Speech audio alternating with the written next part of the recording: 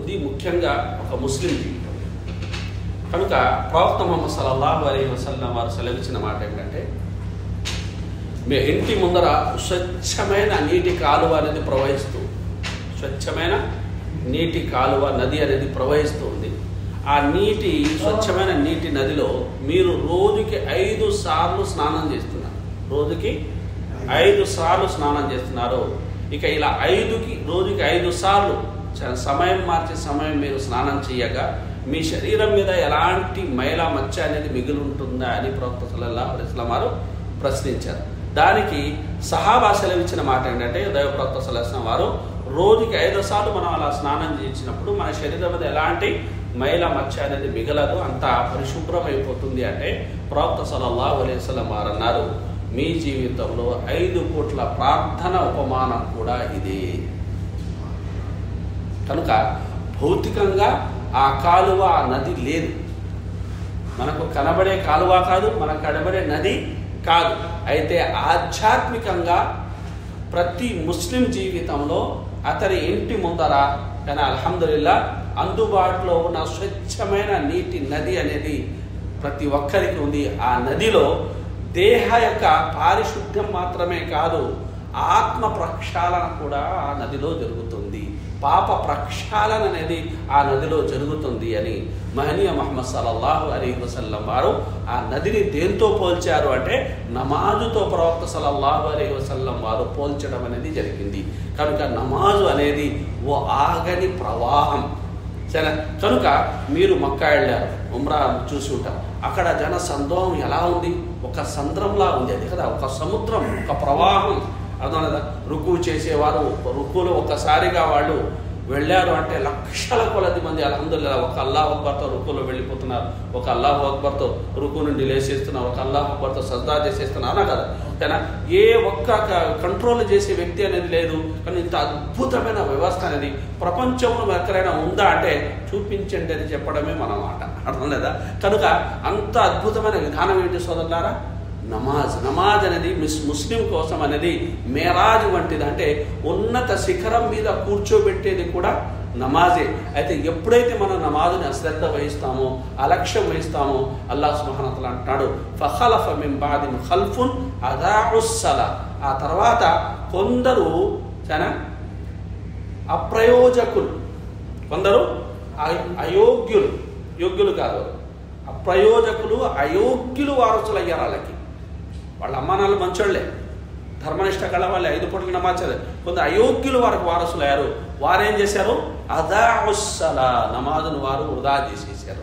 వత్తబఉ షహవత్, ఎప్పుడైతే మనిషి నమాజును వదిలేస్తారో ఇంకా దేని వెంట పడుగుతాడు, కోరికల వెంట కళ్ళెం లేని గుర్రంలా పరిగెడుతుంటాడు.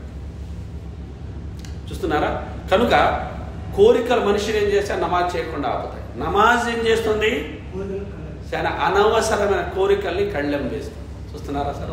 కనుక ఈ యొక్క నది ఏదైతే ఉందో, చాలా ఆధ్యాత్మిక ఈ యొక్క నది ఏదైతే ఉందో, ఇందులో రోజుకి 5 సార్లు జలకాలాడే యొక్క సౌకర్యం అల్లాహ్ సుబ్హానహు వ తఆలా తనివి తీరా మనం స్నానం చేసే సౌకర్యాన్ని అల్లాహ్ సుబ్హానహు వ తఆలా మనకి ఇచ్చాడు. కనుక నమాజులు మనం చదివామని చూసామంటే కాస్త గమనిస్తే ఎలా మన పాప ప్రక్షాళన జరుగుతుంది అంటే, ప్రతి రుకులు వెళ్ళినప్పుడు, సజ్దాలో వెళ్ళినప్పుడు పాపాలన్నీ రాలిపడతాయని ప్రవక్త సల్లల్లాహు అలైహి వసల్లం వారు సెలవిచ్చారు. వీటితో పాటు మనం చూడండి, రకాత్ కట్టుకోగానే ఏమంటాం, సుబ్హానక అల్లాహుమ్మ వ బిహమ్దిక వ తబారక ఇస్ముక వ తఆలా జదుక వ లా ఇలాహ గైరుక. అల్లాహ్ పవిత్రతను కొనియాడుతాం. సరేనా? ఆ తర్వాత సూరా ఫాతిహ, ఇతర సూరాలు చదువుతాం. ఆ తర్వాత మళ్ళీ రుకులో వెళతాం, సుబ్హాన రబ్బిల్ అజీమ్, సుబ్హాన రబ్బిల్ అలా, అలాగే మధ్యలో రబ్బిగ్ఫిర్లీ ఇస్తిగ్ఫార్. ఆ తర్వాత అత్తహియాతు లిల్లాహి వస్సలవాతు వత్తయ్యిబాతు, అస్సలాము అలైకా, ఇవన్నీ దువా అయిన తర్వాత దరూద్ ఇబ్రాహిం అయిన తర్వాత అల్లాహుమ్మ ఇన్నీ ظلمت నఫ్సీ జుల్మన్ కతీరన్ దువా చేస్తున్నామా లేదా?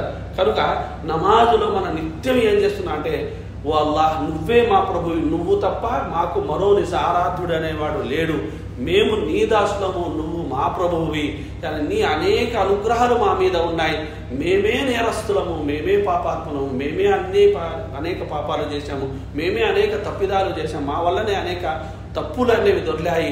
కనుక స్వామి, నీ అనుగ్రహాన్ని అంగీకరిస్తూనే మా పాపాలని కూడా అంగీకరిస్తాం. నీ అనుగ్రహాలు మా మీద ఉన్నాయి, మేము పాపాలు చేయకూడదు, ఆయన చేశాము కనుక అంగీకరిస్తున్నాము కనుక మా ఈ తప్పిదాల్ని మన్నించు, నువ్వు తప్ప మా పాపాలని ఎవరు మన్నించేవాడే లేడు అని మనం అల్లాహను ఇంత దీనాతి దీనంగా అల్లాహతో వేడుకుంటున్నాం. కానీ ఇది సయ్యిదుల్ ఇస్తిగ్ఫార్ అనువాదం మీ ముందర పెట్టాను నేను.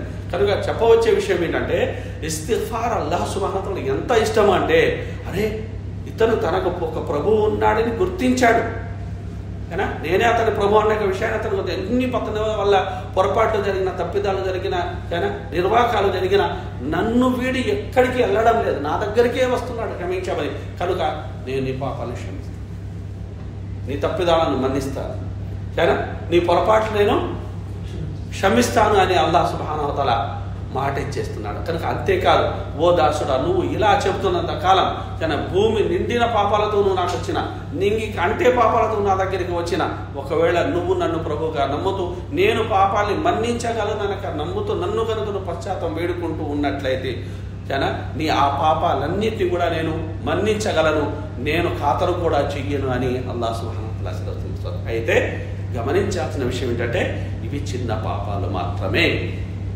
కనుక ప్రవక్త సల్లల్లాహు అలైహి వసల్లం వారేమన్నారు, మీరు నమాజ్ పాప ప్రక్షాళనమే, అయితే మీరు మహాపాపాలకు కబీరా గునాహ్ ఏవైతే ఉన్నాయో వాటికి మీరు దూరంగా ఉండాలి. ఎందుకంటే కబీరా గునాహ్ ఏదైతే ఉందో అది తౌబాతోటి, అలాగే ఒకవేళ ధన సంబంధితం అయితే ఎదుటి వ్యక్తిని వెళ్ళి మన క్షమాపణ వేడుకోవడము, లేదంటే ఆ యొక్క హక్కు అతనికి ఇవ్వడం ద్వారానే అది స్వీకరించబడుతుంది. ఏదేమైనప్పటికీ అభిమానవంతులారా, మనందరికీ అందుబాటులో ఉండే అత్యంత పవిత్రమైన, మనల్ని పవిత్రంగా గావించే ఆధ్యాత్మిక యొక్క నది, స్వచ్ఛమైన నీటి నది ఏది? 5 పూటల నమాజు. దాన్ని మనం సరిగ్గా ఉపయోగించుకుని మన జీవితాన్ని పావనం చేసుకునే ప్రయత్నం చేయాలి. అల్లాహ్ సుబ్హానహు వ తఆలా మనందరినీ అదే విధంగా దీవించాలని కోరుతూ ఇంతసేపు శ్రద్ధగా విన్నందుకు మీ అందరికీ హృదయపూర్వక ధన్యవాదాలు. జజాకుముల్లాహ్ ఖైర్. అస్సలాము అలైకుం వరహ్మతుల్లాహ్. సరే, మీకు డౌట్స్ ఉంటే అడగచ్చు.